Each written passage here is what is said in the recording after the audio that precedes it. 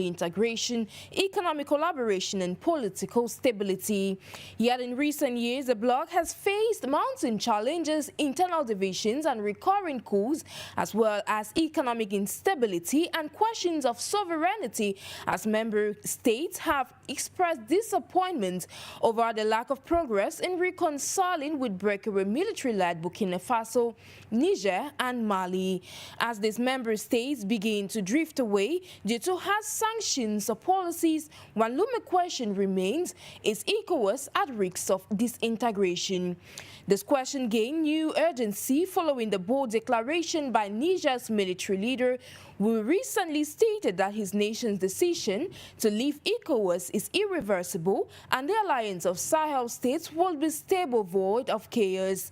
These pronouncements underscores that not just a political rift, but also a potential fracture in the bloc's foundation. A few months ago, Ecowas Commission President Oumar Touré had stressed that region, or better still the West African sub-region, risks disintegration and worsening insecurity after the three alliance of Sahel states signed a confederation treaty, while noting the bloc would develop a contingency plan regarding all eventualities in relations to the alliance. Indeed, in January, the three countries announced they were quitting the bloc, and on Sunday, Ecowas approved an exit timeline for the three cohesive nations after a nearly long process of mediation to avert the unprecedented disintegration of the grouping. What do these exits signify? Are they isolated incidents born of political dissent, or do they reveal deeper structural weaknesses within the bloc? As the region grapples with rising instability, can ECOWAS adapt and reinforce its cohesion? Or are we witnessing a slow disintegration of a once ambitious alliance? In the course of today's edition of Talking Point, ladies and gentlemen, we will have to look into the forces driving these fissures and what they mean for the future of West African unity. This is Talking Point. Do stay with us.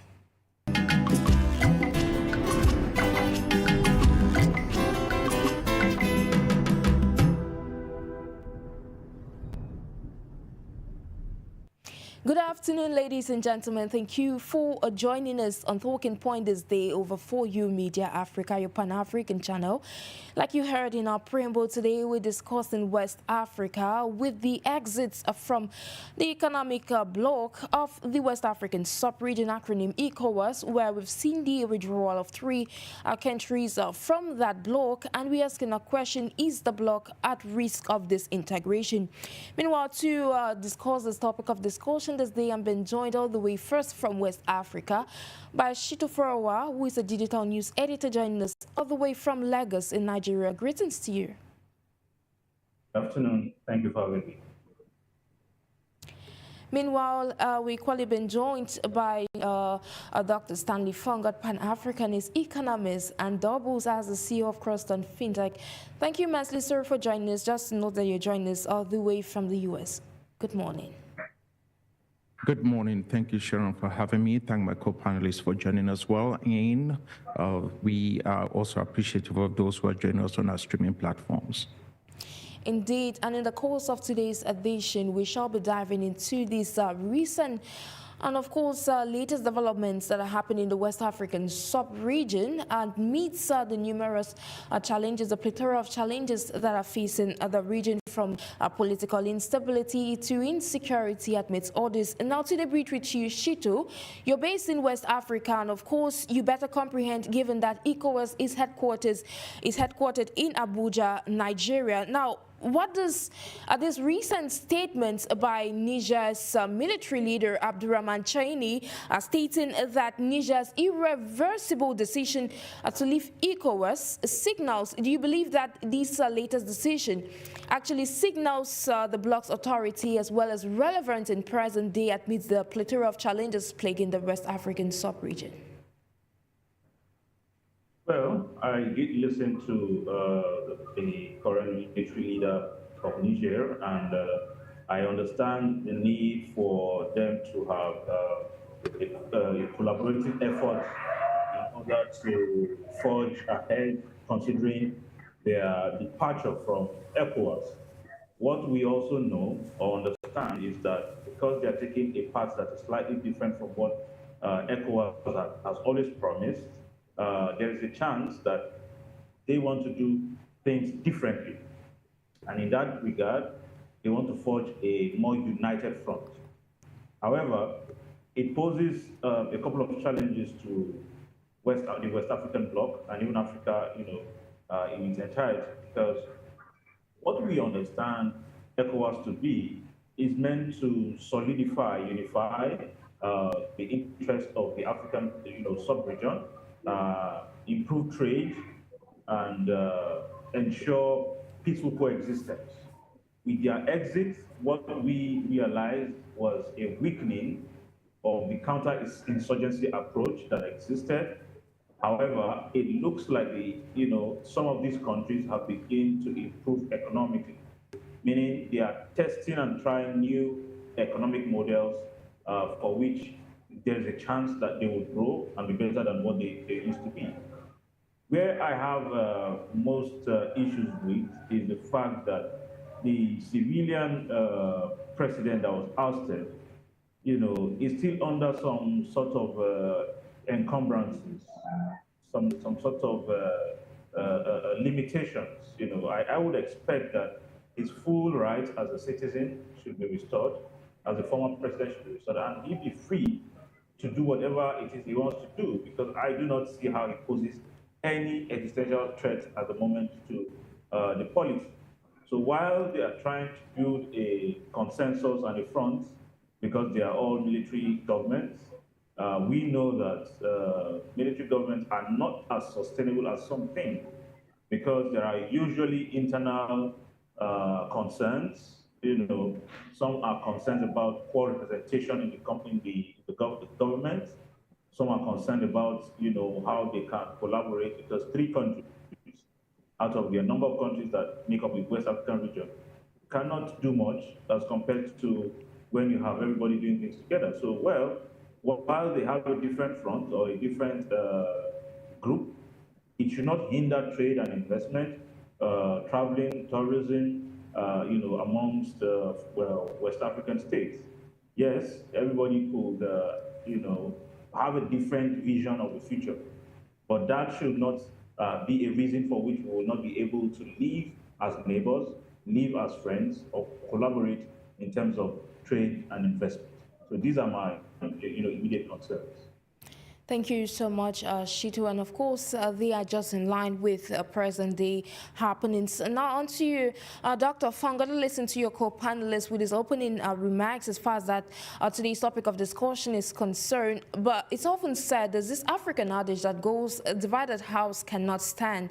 And of course, like I mentioned in our preamble, the economic bloc was initially recognized as a beacon of, regional unity.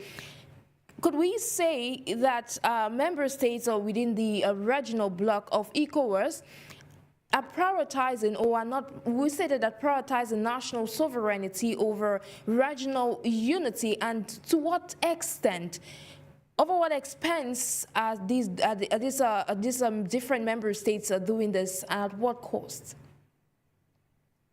I think that we are dealing with a series of issues, especially when you start looking at the different countries that we are talking about, most of them of which are in the Sahel. ECOWAS actually interlocked with those in the Sahel, and as a result of those boys in the Sahel haven't experienced the amount of coups that they have experienced, now most of them are basically looking elsewhere for their own national security. They're looking for their own longevity. They're looking towards the livelihood of their own people, and so the concerns of ECOWAS is really not theirs at the moment. The problem we face in West Africa, especially with the ECOWAS bloc, is that individual sovereignty, which you mentioned, sometimes, prioritizes itself over regional, stability. And but there's no issue with that, so far as I'm concerned. The only problem we have is when you start having foreign entities meddling within national security, just so that they can be able to wield their minds, over the region. For example, if you look at what is happening within the Ecowas bloc, you'll realize that those boys in the Sahel are now more given to countries like Russia. They're giving up to China, and they've basically moved away from every single thing that had to do with the West.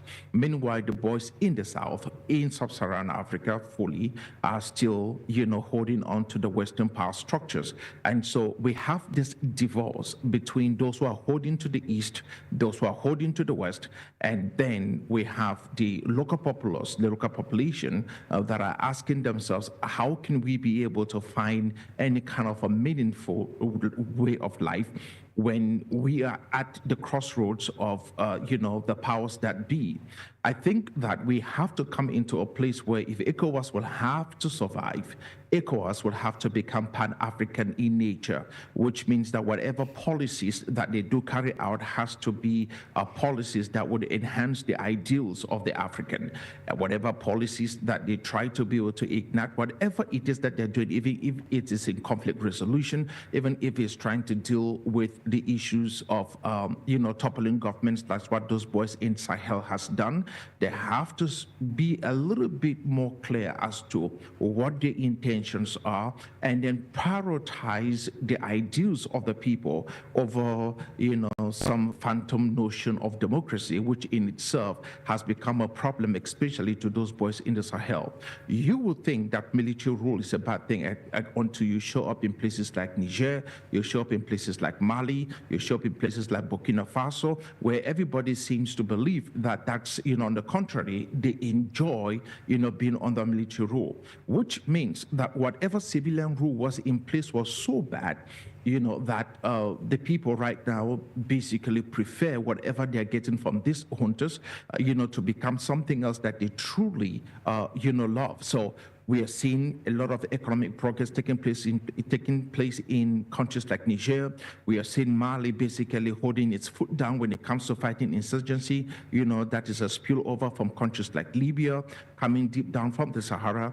We are seeing other countries, Burkina Faso, Niger, they are doing every single thing that they can to improve themselves, especially at the economic level. And to me, that is what is important. Apart from that, ECOWAS in itself, it's going to really face a lot of challenges going forward.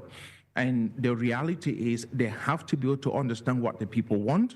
They have to be able to dive into the sentiments of the people rather than kowtow into everything that comes from the West.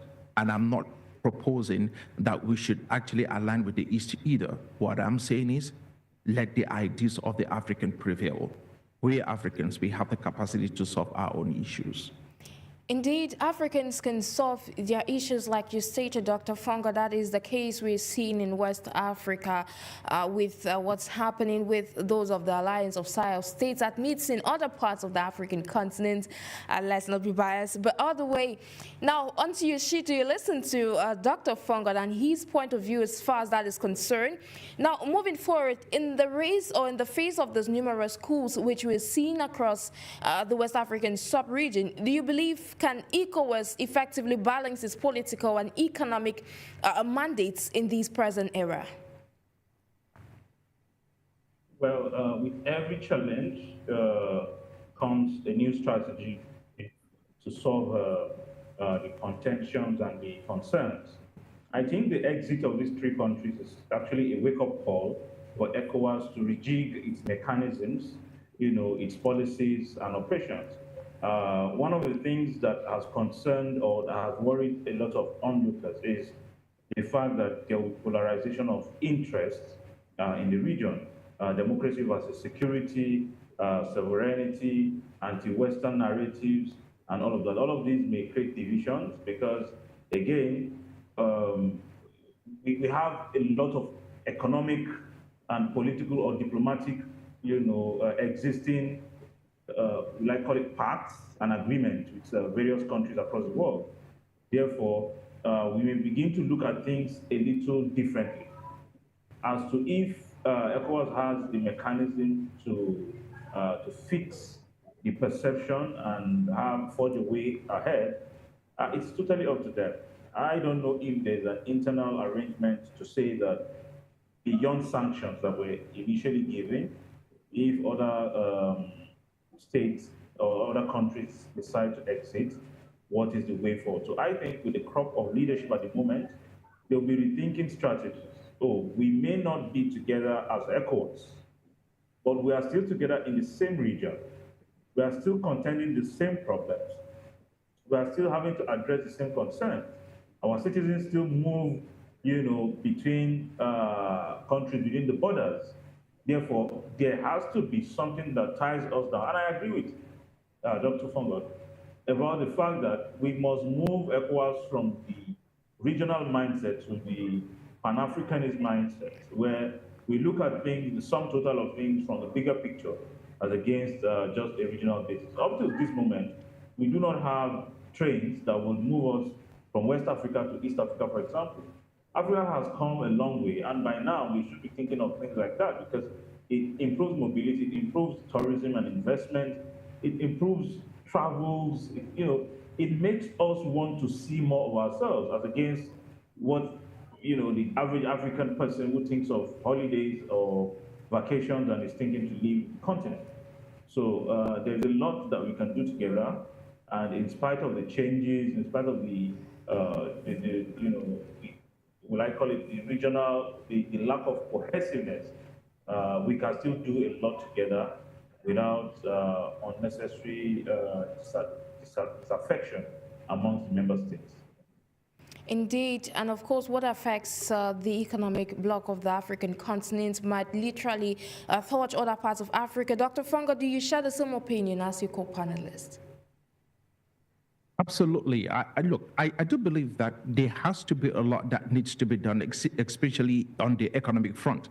And one of the reasons why we need to focus a little bit more, especially when it comes to us understanding deeply, and if we basically start approaching this from an economic perspective, there will have to be a lot of gains made, especially in the areas of infrastructure development, because the only way for us to be able to gain the foot, put our best foot forward, will be for us to be able to make sure that we bridge the gap that does exist, especially when it comes to trade. And trade will only be possible when we basically have the infrastructure that we can run most of our businesses on: roads, railways. If you can be able to do that, especially and also telecommunications for those in rural areas, and find a way in which we also can be able to have some kind of stable electricity, that in itself will be wonderful. I'm not trying to throw any shit on my brother SHITTU, who is in Lagos, but the reality is, if you've ever visited a country like Nigeria, I was once in Nigeria, and I was in this hotel somewhere in I think it was Lekki. I can't remember which area of town that was, not too far from the airport. And it was around 5 o'clock in the evening when I heard this buzzing sound coming out of my window. And I was so terrified. And I was like, what the hell is that? It's like, oh, don't worry about that. It's just the sound of 1 million generators. All right. And the only way they generate electricity in a country like Nigeria, that is supposed to be the elder brother on the continent of Africa, is to do so with generators. That simply means the infrastructure that we need for electricity to be able to sustain the kind of economic growth that we need in that particular country, it's not possible. So if you're going to talk about, and the reason why this is important is because you cannot talk about business in Africa if you're not in Nigeria. Nigeria is the most populous black nation in the world, and for that particular reason, with all its resources, there is no way we should be driving a whole entire economy on a Honda engine. That in itself is shameful. We have to find ways in which we start thinking a little bit outside of the scope, of our, I don't know exactly how you call that, but where we start finding ways, how do we develop a system? How do we push for a system that will allow each and every African country, especially those in the western part of the continent, in West Africa, the Ecowas bloc, enjoy some of the benefits, all right, that comes as a result of individual member states absolutely handling the issues that they're supposed to handle. If Nigeria will handle the issues of of energy. If Nigeria has the capacity to put her best foot forward and says, this is what I'm going to do to handle the issues of energy, countries like Ghana, countries like Cameroon, countries like Chad, those other West African countries will benefit tremendously, because what that means is Nigeria will now have to be able to go fully into industrialization. We cannot be talking about industrialization outside of energy. Energy is a prime ingredient when it comes to whatever it wants to do so far as industrialization is concerned. We're talking about not being able to manufacture anything in the country. We are complaining about how it's difficult for us to be able to basically say this is made in Nigeria, but we're talking about imports and imports and imports. Obviously, we can't even be talking about manufacturing if energy is not available. Why this is good is once we handle, if we're able to take one model, work it out very well in a particular country, then we can export that model to other countries. We can be able to say, this is how we overcame the energy issue, and then please do likewise. And I think that this will basically bring the kind of stability that we need, and then open up the West African region to the West African market, so that countries can be able to trade with other countries. We need to have the road infrastructure to basically ease the movement of goods and services across, this de facto international borders that we have. Outside of that, ECOWAS in itself is just a club of men sitting and talking about what they feel so far as the West African Bloc is concerned. It means nothing. It's useless. If the individual member states themselves does not take great responsibility in building that local economies and finding ways in which to use the West African Bloc as a vehicle to be able to open up, the market. We spoke of an ECO, which was going to be the currency that we use in the West African Bloc. That currency basically has been started. Nothing has happened. And obviously, when you have countries like France, especially with those boys in the Sahel that are still using the CFA, the ECO will become a major crisis to the CFA. And so there has to be all kinds of, political backpedaling just so that those, that currency, do not see the light of day. But the reality is that the interest of the Africa must trump every other foreign interest. And we have to do whatever it takes with the spirit of Pan-Africanism, even if it means picking up arms. When I say picking up arms, it's not to any other African nation, but it's to pick up arms to say if there is going to be any colonizer who basically shows up on the African continent to tell us that we cannot be able to aspire for our own ideals of freedom, to aspire for our own ideals where we basically hold our cultures, values, norms, and traditions sacred to us as a people, then we are willing to fight. We are willing to fight. And frankly speaking, I think that any sensible person around the world will say that's going to be a legitimate fight. We can no longer kowtow to whatever stuff is coming from the West when our own individual nations on the West African Bloc, basically leads in waste. People absolutely have nothing to do. Employment is skyrocketing. We are educating young people without the skill sets to be able to function within the 21st century economy. And obviously, while the world is moving into sectors of AI, we are still struggling, to escape the trap locked up in a generator. Thank you so much, Dr. FONGOD. Now, meanwhile, SHITTU, earlier on I mentioned in my preamble that the Ecowas Commission President Umar Touré had stated that the Bloc risks disintegration if nothing was done regarding the exit of the three members of the Alliance of Sahel States. So in the wake of this difficulty, we are now a couple of months after that statement made by Umar Touré, and present-day Ecowas is finally, validating the exit of these three countries with hopes that during the period through which the process or mediation process is supposed to terminate, the countries would change their mind, which, of course, the leader of Niger stated that it was irreversible. What are some of the implications in the wake of these challenges that ECOWAS's perceived inability to prevent or resolve some of the tensions or internal conflicts that are ongoing between member states? How has this brought the Bloc to where it is at this particular point in time? Thank you. For us, it's easy to tell that the implications are broad and far-reaching. For instance, one of the things that is very observable is the geopolitical realignment. the regions, the countries that have exited more attuned towards the East, China, Russia, as the case may be. It will upset the geopolitics of the region a little. Again, it will weaken the regional stability for the moment, because ECOWAS is to be a stabilizing force. Most times when there's a coup in a country, ECOWAS is able to wade in and try to stop the coup or have the coup reversed and have democratic governance restored. As it is now, ECOWAS will be very reluctant, very slow to penalizing any country that takes, any country in the region where a coup happens. And while some have argued that some coups are necessary, most of the coups that we see today on the continent are totally unnecessary. Some of them are bloody coups. Some of them are politicians trying to railroad the country, into a certain direction. And because they have certain access, they are able to peddle the government and take over, from the government. Again, there are other credibility concerns. We have been talking for a long time about the air code, the currency with which we expect trade and transactions in the region.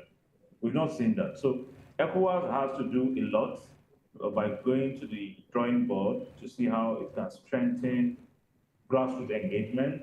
It can listen to the concerns that have been expressed by member states in the past, because there are, community leaders that can be engaged to address certain issues.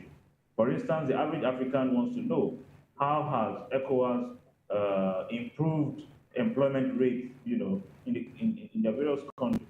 How has it, promoted inclusive governance? Because sometimes some countries worry about the outcome of elections.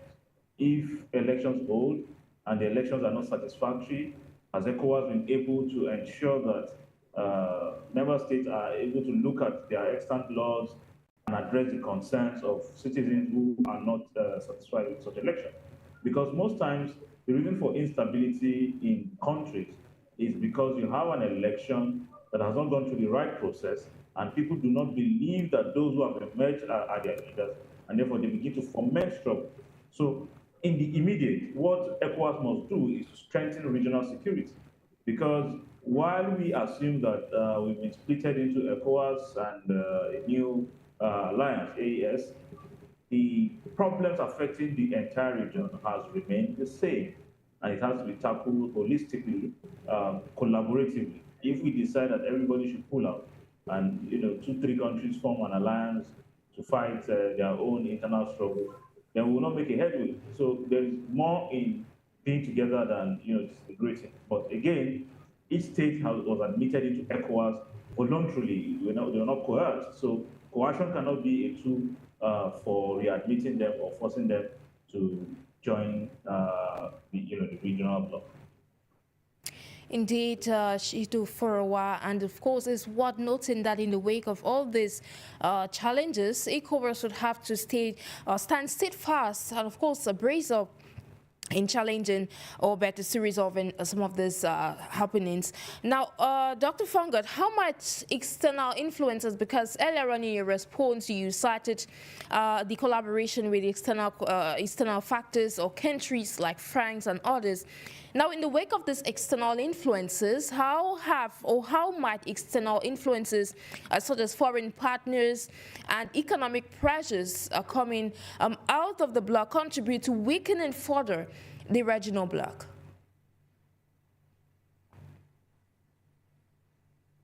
Obviously, one of the major issues that we are facing is the fact that if you look across the region, and if you look at I think my co-panelist was talking about this, if you look across the region, especially those in the Sahel, they are looking now towards Russia. And it is absolutely a referendum on the West. It's basically telling the West, you know what, go do things to yourself. We do not care. And this is France, this is the United States. To a Pan-African like myself, I absolutely do not even applaud that, not because I want the West to basically have any foothold on the continent. On the other hand, I'm looking at this unholy alliance that is taking place with the East. It's as if to say we have absolutely not learned anything at all. The East, it's not our savior. The West is not our savior. So the only savior the African has is the continent. And I think that the more we start working with one another and finding ways in which we have this unique strength of being able to harness the potential that each and every one of us has on the African continent as Africans, as nations on the continent of Africa, that in itself will be great. If you look at the issues that those boys in the Sahel are facing, for example, if you look at the guys in Niger, when we had Bazoum, who was president of Niger, the country was in dire states, the lowest, in all economic indexes, Niger was absolutely at the bottom.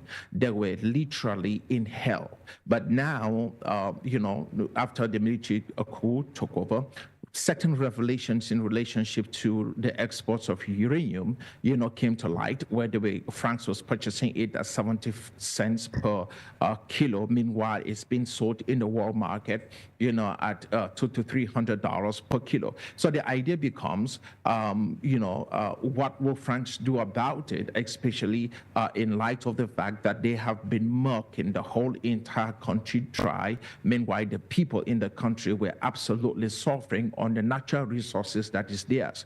One of the things you will see countries like France, one of the most evil empire known to humanity, will do is, to far as the Africans concerned, by the way, will be to, come out and talk about all the investments that they have made in the nation, which you just need to show up in a place like Niger, you realize that there's absolutely been no investments. Now, when you have a president like Bazoum, to whom it is that the West absolutely applauded and said, you know what, he was democratically elected to be in power, but you ask the local man on the streets in Niger, they will tell you, we don't give a damn as to who he is, we don't care. Bottom line is, we're in a better place right now on a military rule than it was on the civilian rule. The reality is, the more the West, the more the East begin to meddle in what is happening in the continent of Africa, well, we install these so-called leaders who have absolutely no interest in building the life of the African, who are only there to be able to kowtow to whatever it is that the West is trying to do on the continent of Africa.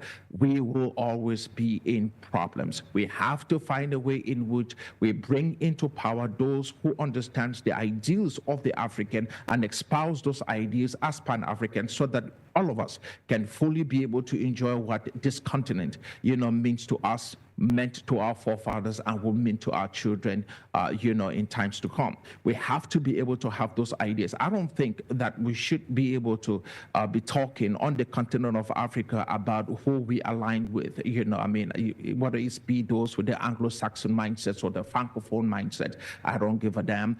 Whether it be those coming out of Russia or those, from China, it doesn't matter. Bottom line is, I'm interested, to hear another African talk on the continent of Africa concerning African ideals. I want to be able to see seminars being held on the continent of Africa on how to improve Africa. We cannot move out of the continent of Africa to go and sit at the colonizer's table in Washington, D.C., in Europe, or anywhere for that matter, and get lectured on what we need to do on the Africa. We are not toddlers. We are men. We are women, grown men for that matter. We need to be able to handle these situations by ourselves. I think it's quite demeaning, all right, when we start talking about Africa, the next thing that comes out of my mouth is the West. The next thing that comes out of anybody's mouth is the East. That in itself, does not espouse who we are, our ideals as a people. There has to be that way in which we put in a little bit of pride as to us as being African, that we have the capacity to handle stuff, and we do it best and better than anybody else around the world, and that's the fact. Look at the amount of Africans that are handling most of the international corporations that we have today, in tech, all right, in medicine, you just name it. We have Africans, occupying almost all the top positions around the world. So let us be able to fully admire what we carry as Africans and stop this bickering across tribal lines. And, you places like Nigeria, if you're Yoruba, you're Igbo, you're from the northern part of the country, doesn't matter. Let's embrace and espouse competence and be able to push for those who have the skill sets to do what we need to do. And in that way, we should be able to have the kind of continent that we want. Now, Shittu, adding up to what your co-panelist stated, Dr. FONGOD, now, do you believe that external contributions, or better still, external financing, it goes a long way in intensifying the rift that has been created between the regional bloc, Ecowas, and the departing members, or members that have declared an interest to exit the bloc in the past? Well, there's that. It's it's a strong possibility, but you see, there's this wide saying that blessed is the hand that giveth than the one that taketh. There's no reason for Africa to continue to take from external funders and not look internally. We are too wealthy than to be beggarly nation states. One of the things that we must do beyond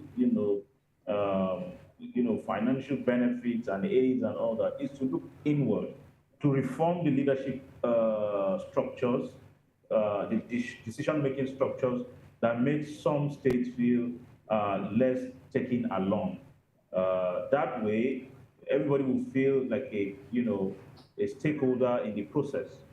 And one of the methods, modalities, is to ensure adaptive leadership style. When you have adaptive preventive diplomacy, such that even before crisis breaks down, even before there's chaos in the country, the regions will have an alert system to say that these issues have gone beyond the surface, and therefore they must be proactive to ensure that it does not escalate. Because 3 countries are out. What happens if another country, is about to go, coup is about to happen in another country? So, if there are systems to know that there are internal wrangling, internal crises for which ECOWAS needs to wade in, then they have to do that. So it doesn't have to be because of inducement or support or aid from external sources.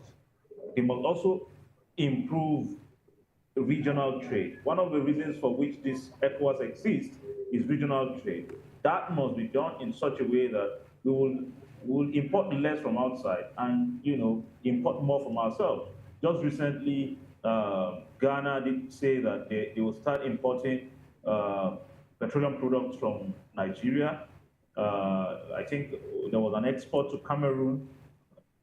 About 5 or 6 other countries have also indicated interest to lift petroleum products from Nigeria. That's a good way to start, as against having to import and putting a lot of pressure on your, local currencies. So we must look into all that in order to be able to, collaborate better and find homegrown solutions to our problems, as against waiting to see who helps us from outside. Indeed, and thank you so much, Shittu FOWORA, who's reacting all the way from Lagos. Now, moving forward with you, Dr. FONGOD, does the bloc's reliance on sanctions, like was the case on the 3 countries that are exiting the bloc, and military threats go a long way in undermining the legitimacy amongst member states? Absolutely. It doesn't matter how much you try to threaten anybody. It doesn't make any sense. Obviously, you can start talking about how you're trying to be able to use threat as a deterrent so that, other member states will not be, leaders of those member states will not become, will not basically have these ideas looming in their minds that they can just have military, coups and then basically stay in power indefinitely, or those people in their countries who have those aspirations not to try it, just to not even think about it, because there will be dire consequences. Unfortunately, the problem we are facing is that if you look at the Sahel, if you look at the regions where this war is taking place, or this coups have taken place, these are areas that has been under constant bombardment from terrorist insurgency. And as a result of that, the people just basically got tired and they were looking for a way out. And once the juntas showed up, it was welcome celebration. You would think Jesus showed up in town or Mohammed had came along.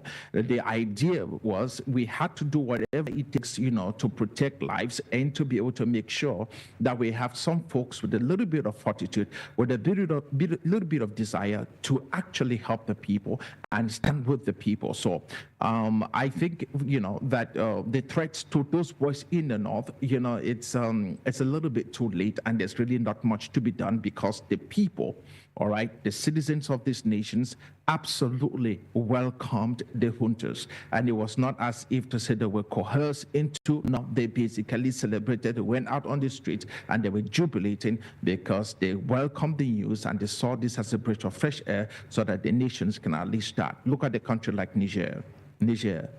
Bottom so far as the economic index or economic indexes were concerned, the bottom in terms of the human economic index itself, and look at where they are right now. The 7th fastest growing economy in the world, projected 2024, 2025, and then the fast growing economy in Africa, 2024, 2025. So I think that the threat to those boys in the Sahel didn't do as much as those guys in ECOWAS thought, because in itself, it really didn't matter. One thing I would like to put it is, I'm not a big fan of, people just basically taking power by force. But then, if you look at what is happening in the continent of Africa, the question you're asking yourself is this: for how long are we going to maintain the status quo? All right, 4 generations? 5 generations, 6 generations, 7 generations, all right? 5 decades, 6 decades, 4 decades, 3 decades. How long? How long is too long before somebody snap and say, you know what, enough is enough? Indeed, and that is on that note we shall be saying it is time for action for the African continent. Africans do have, African solutions to African problems. Now, Shittu, in recent years, we've seen discontent, let's just say in the recent past, we've seen discontent amongst member states of the Ecowas, notably Mali, Burkina Faso, Niger, and sometimes this discontent could have been linked to leadership, governance, and better still, the economic situation of the region. Away from that, what does the current wave of discontent among these member states within the regional bloc reveal about the bloc's structural and ideological weaknesses as far as, taking forward the region is concerned?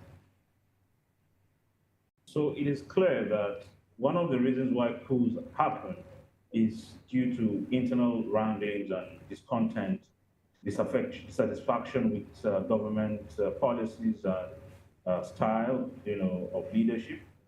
So it is clear that people are getting more informed and more agitated about governance. They want to be more involved in the process that leads to,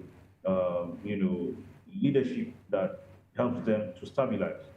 One of the things you realize, for example, is that in Senegal recently, an election was supposed to hold, but there was a lot of tension, there was a lot of concerns as to if democracy will be derailed. However, we saw that at the end of it, due to some intervention from ECOWAS and some other, bodies within the region, the country was able to hold itself, organize an election. Those who have won had won, and there was no cause for alarm. It restored some peace and tranquility in the country.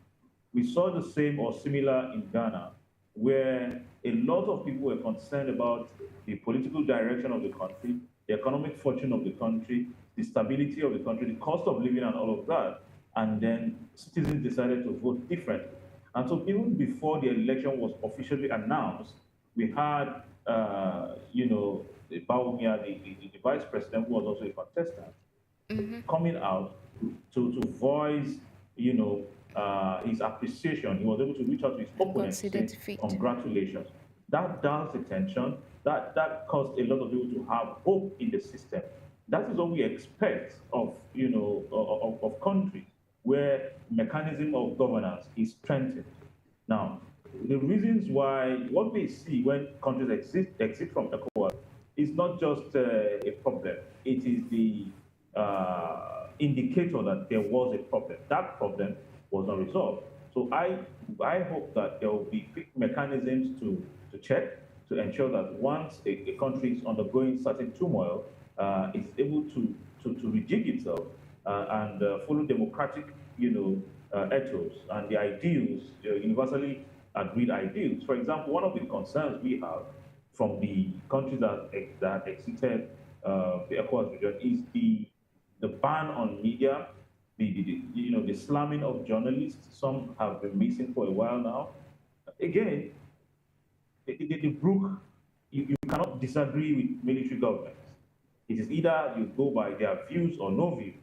And so it is problematic for any space that would democratically evolve or that would have peaceful engagement to have people's voices repressed. So the AES will have to find modalities to allow people to express themselves, to engage, to exercise their franchise, to exercise their liberties.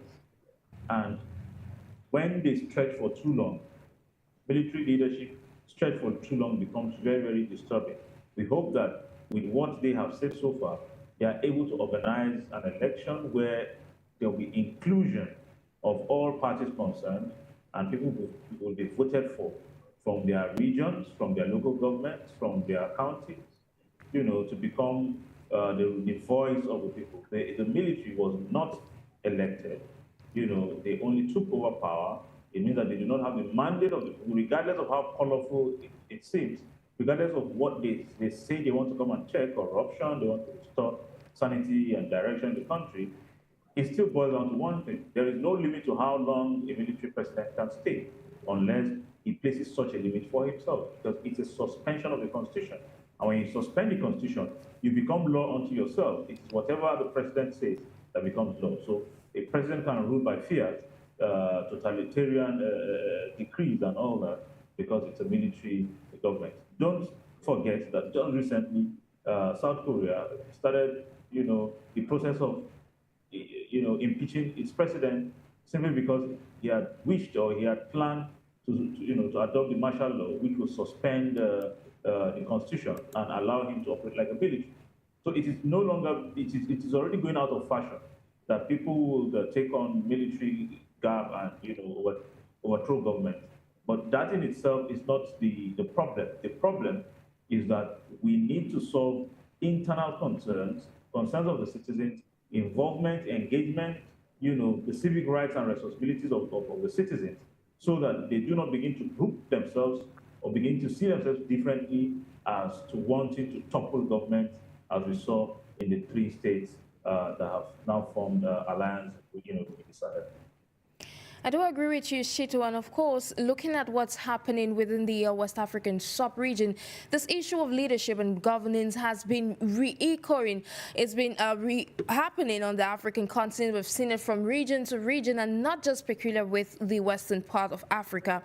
Amidst this, why are we seeing it so vocal within the regional bloc, Dr. FONGOD, at this particular point in time? And what could be the economic implications? Because these 3 member states stated that they will be void of chaos even if they have to exit the regional bloc. What does this stand as our topic of discussion these days stipulating? Is the bloc at risk of disintegration?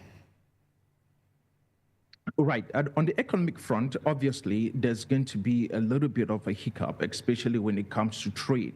And reasons being that there's already some form of integration so far as trade is concerned within the member states, ECOWAS, and also the Alliance of the Saharan States, those boys in and off. There's also trying to be able to, trade among themselves, which is something else that they need. Well, let us not forget, the only reason why they are trading among themselves is primarily because they were excluded, all right, from the ECOWAS. And so with the sanctions and every single thing else, so they decided that they're going to basically do things with themselves. I understand the sentiments, and I think that my co-panelist stated it brilliantly.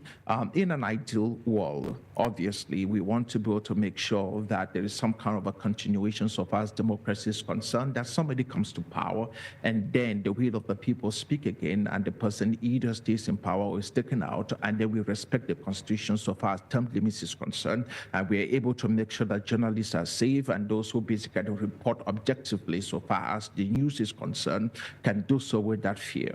That is good, and that is something that all of us will, we basically hope for.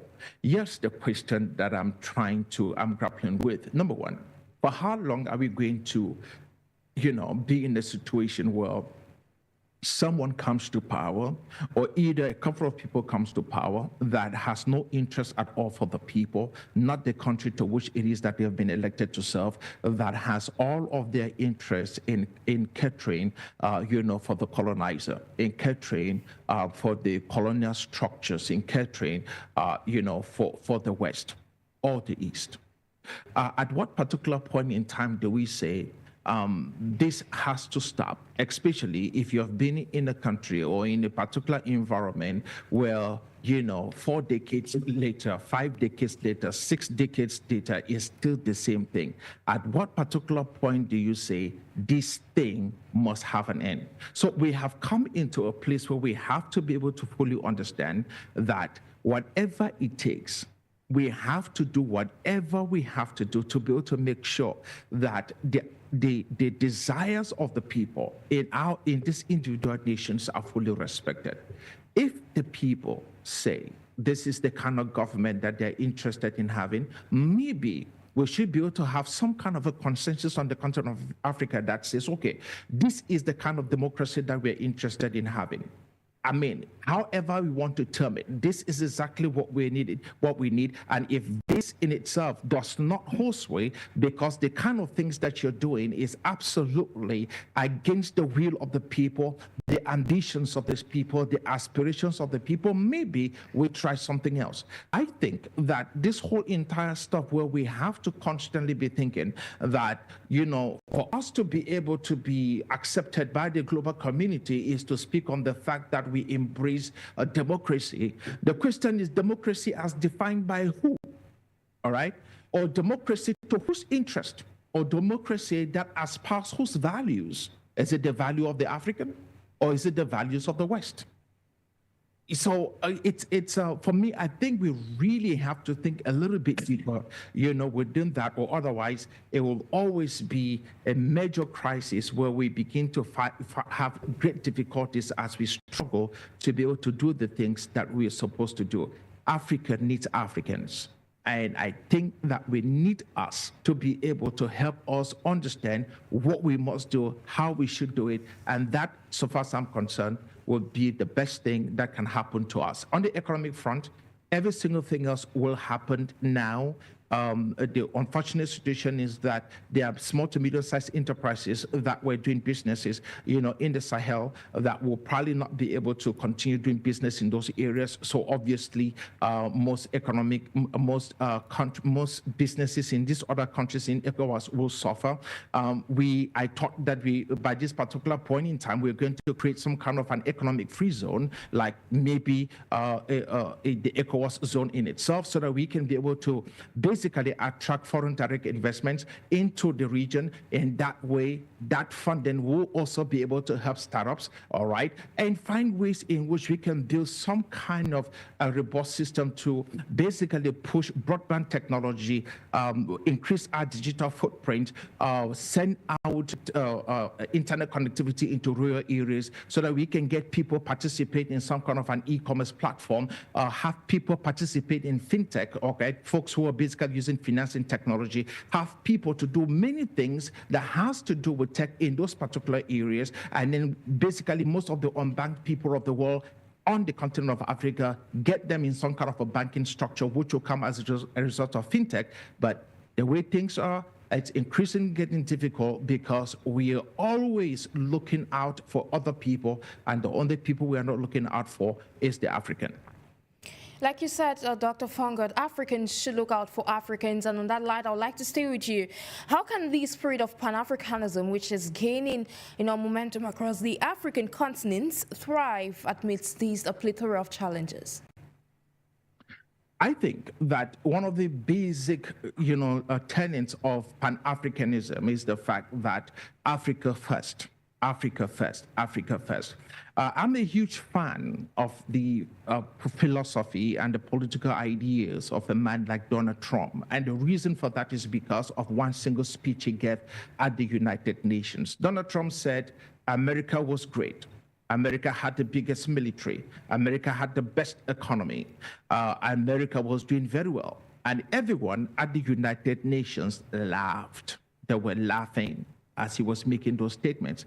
Then he turned around and looked at those who were laughing and he says, go back home and make your countries great. Nobody was laughing after that. And I think that that's the issues that we have on the continent of Africa, that we are always looking out for everybody else, but not for us as Africans. Pan-Africanism simply means Africa is our maker. Africa is our Jerusalem, that will do whatever it takes to be able to bring Africa to its glorious past. I think that once upon a time, the continent of Africa was so great, all right, that men came from all over the world to places like Timbuktu, to places like the Benin Empire, to places like the Benin Kingdom, to places like Mali, just to meet up with men like Mansa Musa. They showed up in places like the Great Zimbabwe to see the great stone structures out in that was constructed in East Africa, Southeast Africa, many years ago. They came from all over to witness the great pyramids of Giza. They came to see just how great and magnificent the continent was. We had great leaders like Anne Senga in places like Angola. We're talking about women who basically, will put a knife through the neck of any feminist to say to you that, you know what, that stuff is not a West, it's not an African construct, that we on the continent of Africa have had our own daughters who have dominated the landscape and continue to do so. This is who we are as Africans. And I think that there is no denying about the capacity that we have as Africans, and what a Pan-African structure will look like is to be able to espouse these ideals. We are great, not because of the West. We have always been great, not because of the West. We will continue to be great, and it has nothing to do with the West. The only thing that stifles the growth of the African is the West. And the idea is that we have to look to Hollywood, all right, or look to God knows whatever, to be able to bring some, to augment, to be able to correct, and to be able to find ways in which we can rationalize why certain aspects of our culture should be dropped and certain aspects should not be. That in itself is shameful. No culture is far more superior than another.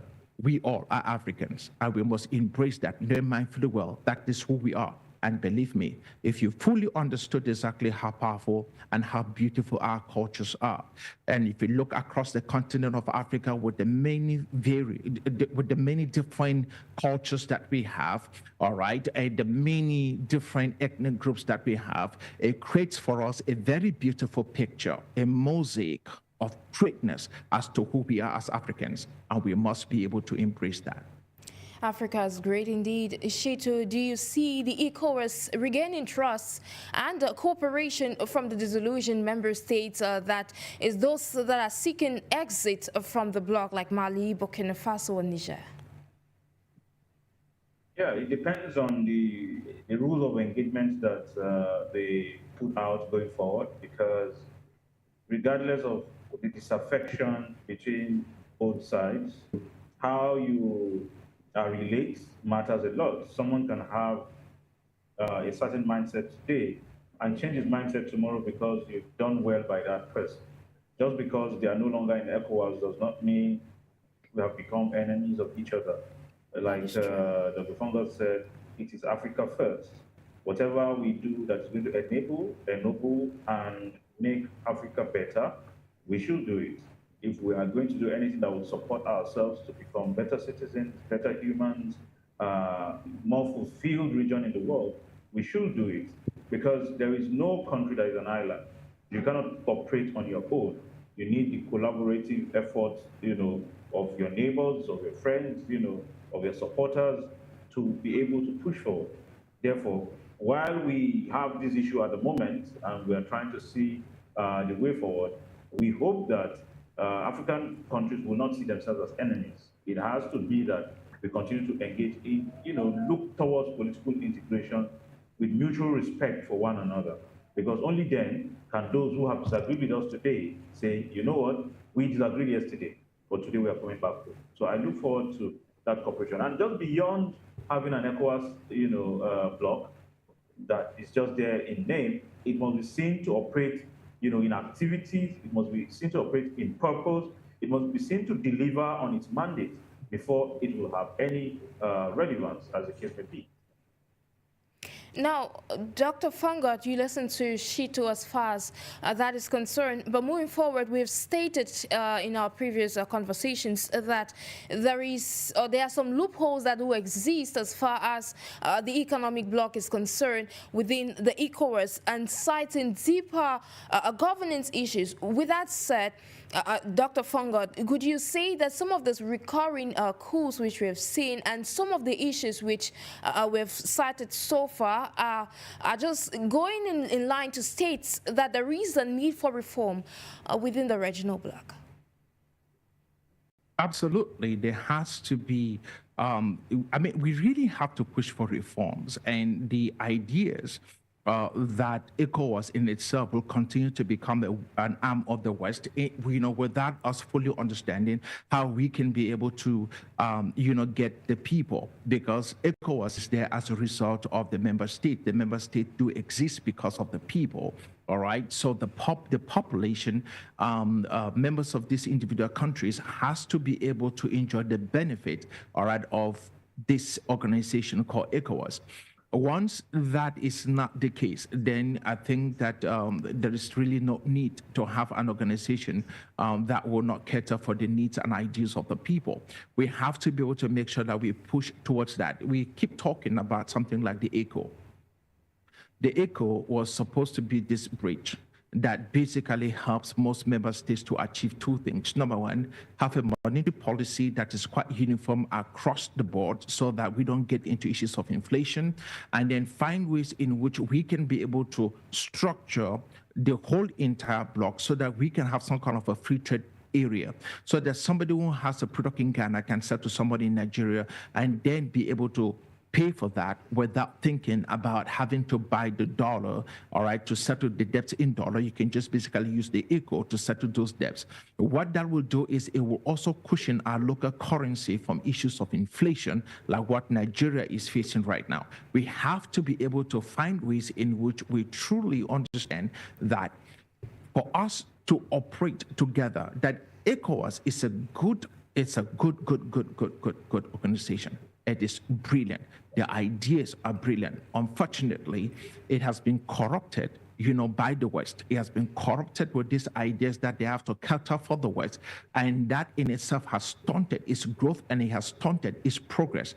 I think that one of the very first things that we need to do so far as ECOWAS is concerned is to make sure that the ECO currency, comes into existence, because that in itself will push for regional integration, it will push for infrastructural development, and it will also make sure that we do whatever it takes, because many more people within this particular bloc will now find, it useful to participate, in basically building their own industries, building their companies, and being able to ship whatever it is that they're manufacturing outside of their individual nations. And then the very first backyard for them will be the ECOWAS backyard, which will be someone in Ghana selling to somebody in Togo, selling to somebody hopefully eventually in Niger or in Mali. We have to be able to find ways in which we really work hard.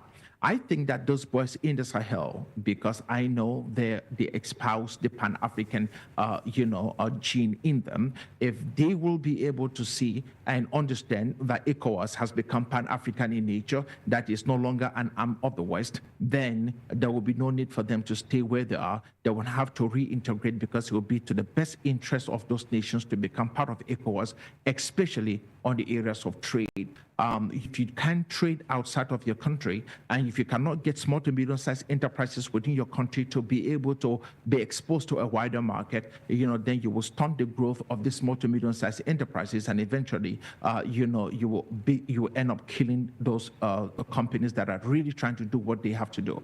And obviously, anyone who is coming in as a direct foreign investor, or maybe a venture capitalist, who is coming into these areas and trying to be able to invest, wants to know that you have a wider market, that your market is not restricted just to members of your own country. I think that in that way, they will look favorably on you, and those who are actually trying to invest in the area will also, what they're looking for is the market. That's the reason why most people rather invest in countries like Nigeria before they start thinking about countries like Togo, because the market is larger. Indeed. And SHITTU, while we're not hoping for a domino effect within the West African bloc, we're equally stating that there is change, like your co-panelist stated. There is a need for reform at the level of the Economic Community of West African States, ECOWAS. But moving forward, how can ECOWAS reinvent itself to suit the changing or remain relevant in this changing rapidly political and economic landscape? Well, ECOWAS must look at what is happening at the level of SADC. It must look at what is happening at the level of COMESA for East Africa, and look at what other regional blocs across the world are doing to push the collective, will I say, desire of the people for growth and development. One of the areas that is very critical to our growth and development is technology.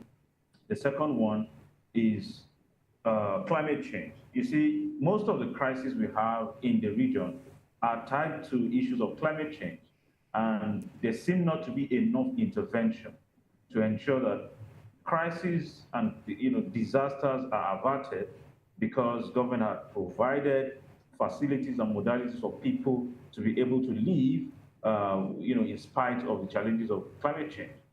Now, beyond climate change, technology is one of the fastest tools to improve the education of people. One of the things affecting us in this region is lack of education, or lack of quality education, or lack of transformative education. Education that is meant to ensure that people can be on their own without relying on government for jobs. They will become employers of labor, and stress the government less because they are able to fend for themselves. Therefore, if we employ technology in terms of governance, in terms of education, in terms of creating solutions for the world, you will realize that our universities become more engaging, our universities begin to provide solutions for the world, and we begin to attract foreign investment, goodwill, and support from across the world. Therefore, these are some of the two areas where we must ensure that we boost our capacity so that we'll have collective growth for the region, and it will be a win-win for every country that belongs to ECOWAS. That is my view on this.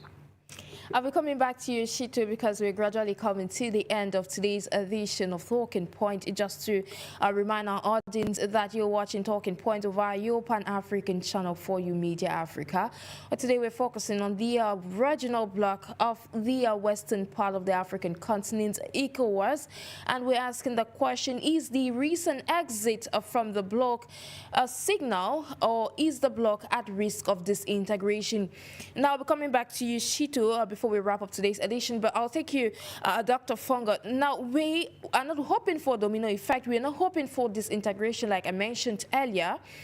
But then, should that happen, what could be the geopolitical as well as economic consequences on the West African sub-region and beyond? I don't think that there's going to be any change. First of all, the region in itself is not experiencing what is it that the ECOWAS set out to do. So there's not much that ECOWAS is actually doing for the West African bloc. We have talked about the issues of security. The reason why those boys in the Sahel are handling matters in their own hands is because ECOWAS was not able to actually do anything meaningful in places like Mali, where places like Timbuktu, ancient manuscripts in Timbuktu got burned by ISIS fighters. while the rest of West Africa stood by, and watched ancient manuscripts burned. It was actually Franks that showed up with a little bit of concern for Mali's antiquity and was trying to salvage whatever they could salvage. But here we are. The reality is, whether ECOWAS basically buckles or not, West Africa will still remain strong. And if that was going to be the case, something more powerful would take its place. And I think that would be a purely Pan-African move that will be able to help West Africans fully enjoy what is it that ECOWAS was meant to do. And the best case scenario is that West Africa stays together, but then there's a change of culture. There's a change in terms of its organizational culture, where they start caring more for Africans rather than kowtowing to the West. And if that was going to be the case, then everything will be fine. But I'm quite optimistic. I think that so far as West Africa is concerned, with ECOWAS or no ECOWAS, the future looks bright. The future looks bright indeed. And to wrap up with you, SHITTU FOWORA, which joined us all the way from Lagos. SHITTU, what's the way forward, not just for the West African sub-region, but the African continent, in the wake of this, this wind of Pan-Africanism that's gaining momentum? So for me, I think one of the things we are missing out from the conversation is youth involvement and gender parity. Sometimes it is problematic that countries that have almost the same number of women as men, or countries that even have more women involved in democratic process, are not represented in place of governance. You'll see that anytime ECOWAS is meeting, most of the faces you see are the faces of old people. No grudge against the old people, but when you do not involve young people, the thinking, the collective thinking of the people in the room is usually tilted in a certain direction. So I want to see that more involvement of youth. We have more emphasis on good governance. We have more emphasis on the support for economic resilience, so that people can stabilize politically, economically, and fight the common enemy, which is terrorism, in the sub-region. So yes, ECOWAS may not be playing a very strong role at the moment for the countries in West Africa, but we must look forward towards becoming better, because we are better being, working as a team, as against working at cross-purpose or working singularly.